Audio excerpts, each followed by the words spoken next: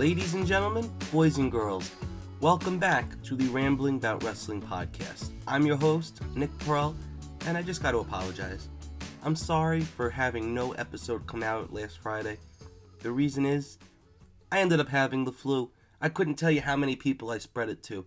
So to everybody that has come down with the flu after coming in contact with me this week, I'm sorry. It's my bad. I didn't mean for that to happen. I thought I just had a cold from going to the MLW show. My mistake. But anyways, today, we are going to be talking free agents. So let's just get right into it.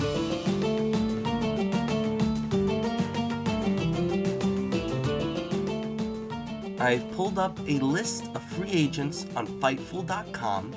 This is from March 1st, 2024, and it has every free agent that is not currently signed. And I didn't realize this was a thing until I just looked it up. And we are going to be going through this and talking some of the top names. So speaking top names, Top Dollar is on this list. I thought he was signed to TNA or MLW. I guess not. Maybe it's it says here it's a handshake deal. If he's just showing up on handshake deals, good for him. But he needs to get a home. He's actually a lot of fun if you're there in person, believe it or not. I think TNA would be the perfect place for him, or even MLW, because I went to the show and he was fun. I'm just going to say it like that. Chris Masters. Could have sworn he was signed to the NWA. I thought he was going to show up in the Royal Rumble. This guy, I think he can have that one last great run, especially because they were trying to push him as a top guy, and then just kind of fell apart. It is what it is with him. If he wants to show up in WWE, people would love to see him back. Some other big names. Dolph Ziggler. This is a guy who has showed up in TNA, who has showed up in New Japan, and apparently he's also not signed to a contract anywhere. This guy needs to get locked down. I think ultimately he's going to end up in AEW, maybe Ring of Honor. Get that big name down there. But right now, I think he's just said, look, I've been locked down to a WWE deal my entire career. He wants to explore. Tony Khan would give him the ability to explore, go do whatever he wants. But right now, I think he wants to be his own boss. If he wants to work in a company, he's going to work in that company. So he's going to be doing stuff like that, which is totally fine. He's going to go on a run just like Mike Bailey's been on and just wrestle everywhere, probably during WrestleMania weekend too. And don't be surprised if we get Nick Nemeth versus Mike Bailey, because that's going to be juicy. Elijah, who should have been so much more. Formerly Elias, now Elijah. This guy, absolutely jacked, insanely talented, has so much charisma, and he can sing and play the guitar. TNA is the perfect place for you. And now he goes on TikTok preaching the word of Jesus. Another name here, Eric Young, who's been in TNA, kind of at the forefront. The spokesperson, you could say, is this whole new moving from Impact to TNA. Scott D'Amore leaving. Eric Young's been giving the speeches saying how TNA is going to be good, we're here to stay. But he's on a handshake deal. He's not actually signed. That's kind of surprising to me, honestly. But TNA's the perfect place for Eric Young. Get that contract, man. Stay with TNA. You want an office role? You get that office role. You want to wrestle? You can wrestle. Let's see it happen. The grizzled young veterans, James Drake and Zach Gibson. These are guys tailor-made for the AEW or Ring of Honor tag team division.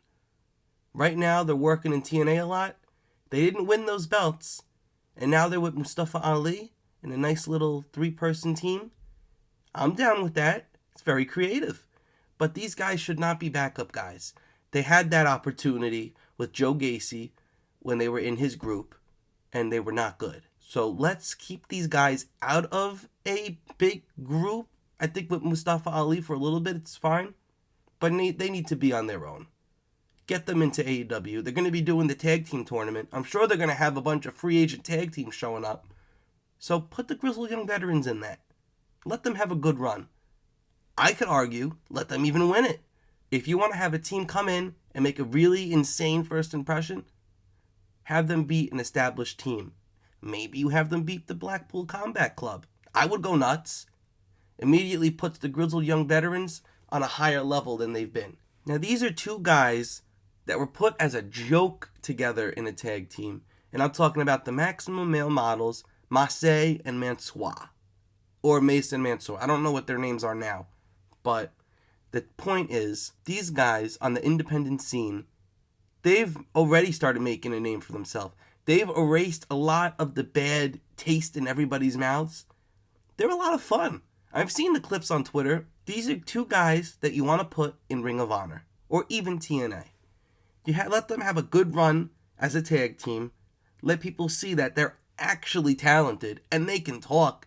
Mansoor, he's actually very charismatic. He really is. I didn't like the guy originally because he was, the guy from Saudi that they always had to push. But I think now he's really did a full 180. He's a very excellent performer and would be a lot of fun in a company. You could even have Massey, Mace, Dio Madden. Make him a commentator again. Give him the opportunity. You could have him and Daddy Magic on commentary in AEW. The last opportunity he had, he got F5 to Brock Lesnar. So come on. Matt Riddle, don't really know where he should go. He's the current New Japan TV champion, putting on great matches. He wrestled like 2 or 3 times at the MLW show that I went to. Him just doing what he wants, perfectly fine. New Japan, for now, is a good home for him. I think he's a good special attraction. And on the 420 episode of AEW, I think we're going to get him versus RVD. So they're putting on here Mustafa Ali is also a free agent. He's going to be a guy that I don't think settles down anywhere, just like Nick Nemeth for a little while. But ultimately, Ring of Honor, I think, is great for him. TNA, he's getting that opportunity to be a singles champion. But Ring of Honor, future world champion. Riddick Moss. And I'll group you with Emma, too, even though we didn't get to the females yet. Riddick Moss and Emma. If they decide to keep wrestling, I don't know if they're going to, but if they decide, TNA, perfect home for you. Emma, you never should have left. You came to WWE to be with him, didn't work out, which is unfortunate because Emma's a great worker. Put her in TNA, let her have that one last great run, have Riddick be with her.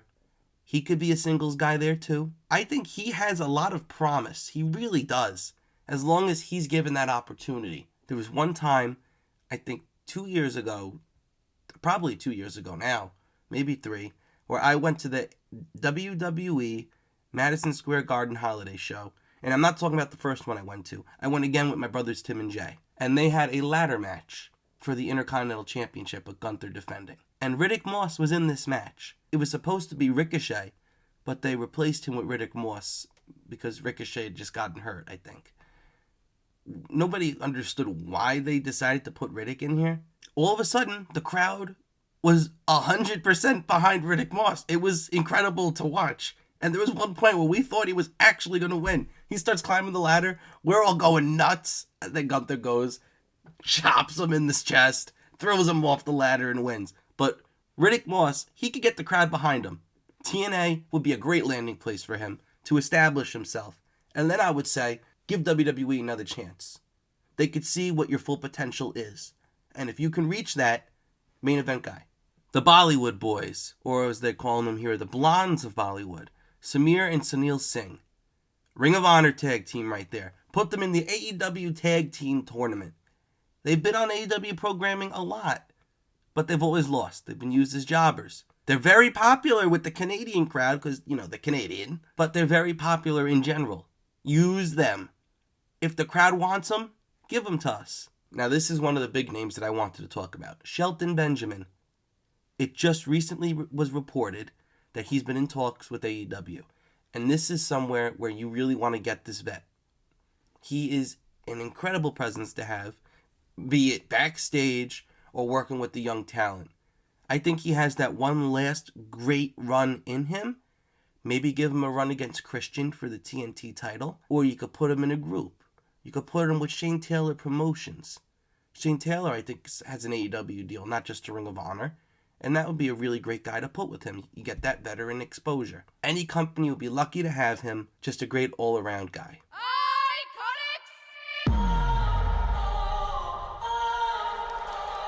Now let's move on to the women.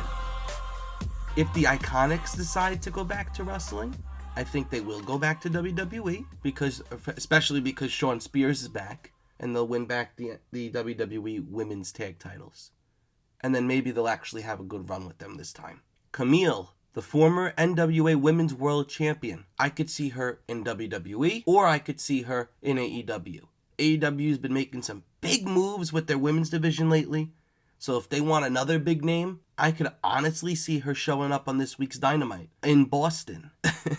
I think we're getting a double whammy on a show where everybody's expecting Mercedes Moné. I think we get Camille or some other wrestler to make people think, maybe we're not getting Mercedes. Even though it may not even happen. I don't know what Camille's really been up to, but she deserves to be on a full-time contract with a major company, regardless. So this brings us to the biggest name of them all, Mercedes Moné. We know she's showing up on Dynamite this week. It's literally named after her, this show. This is going to be an incredible watch. The hype surrounding this show is giving me flashbacks to when CM Punk showed up in Chicago. Mercedes is definitely going to make a major impact in this company.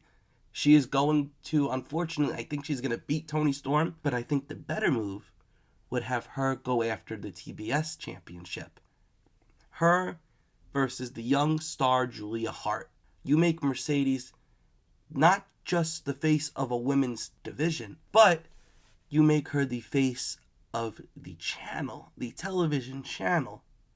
Her as the TBS champion, you could have her show up on any programming that you want, have her on the commercials. People know her as Sasha Banks. Very recognizable. They just had the TNT title on the NHL network. They had the people come on, I don't know who it was, but he came on wearing the belt. That's something you could do at Mercedes. The TBS title hasn't really shown up on TBS, the network. So I think that would be the smarter move rather than have her beat Toni. Because Toni has a story right there with Mariah May and Deanna. Toni's a little occupied. Julia Hart, she's in the story right now with Sky Blue, Willow, and Chris Statlander. You throw Mercedes in there? That's going to be really freaking nice. And now someone that just signed, no longer a free agent, but just signed to AEW, Kazuchika Okada. What a great move for this guy. He has been in New Japan his whole career. We've been talking about where's he going to show up. Will it be NXT? Will it be Raw or SmackDown? Will it be AEW? I think he made the best choice.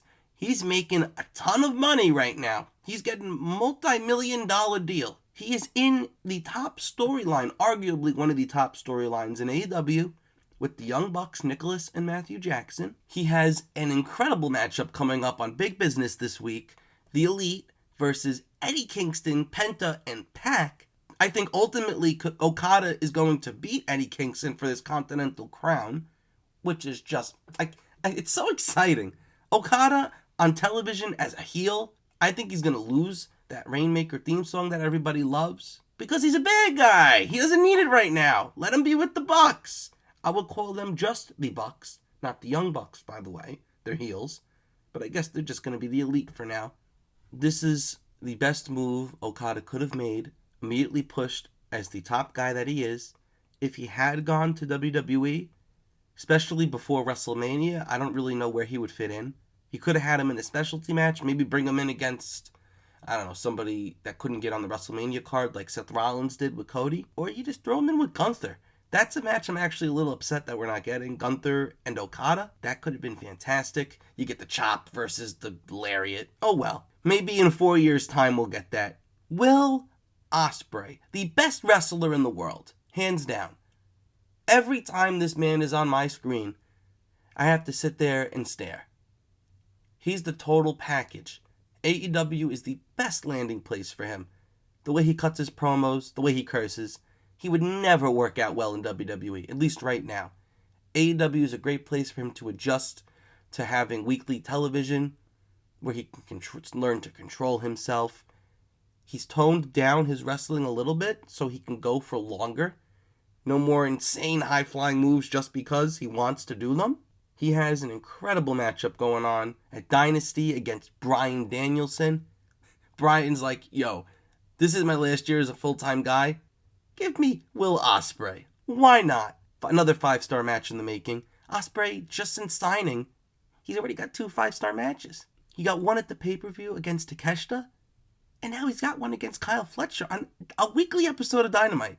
If we're getting 5-star matches on weekly episodes of Dynamite from this guy, oh, Tony Khan, what a great move you made, getting this guy in your company. Will Ospreay will be a future world champion. They have so many guys that could be world champion right now, but the one that you need to belt up immediately, as soon as you can, is Swerve.